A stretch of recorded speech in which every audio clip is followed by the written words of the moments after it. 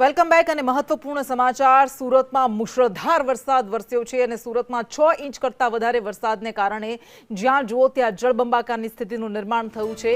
2 કલાકની અંદર જ એવો સાંબેલાધાર વરસાદ વરસ્યો કે શાળાઓમાં રજા જાહેર કરવી પડી।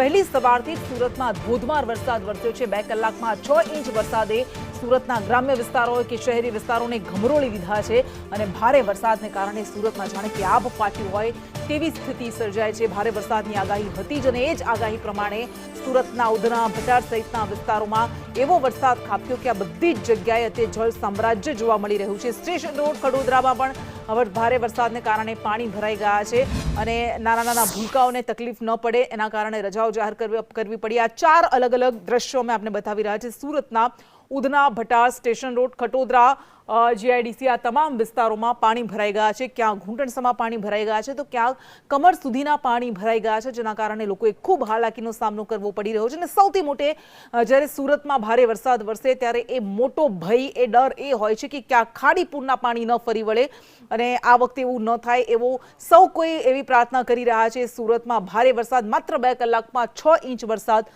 સુરતમાં ખાબક્યો।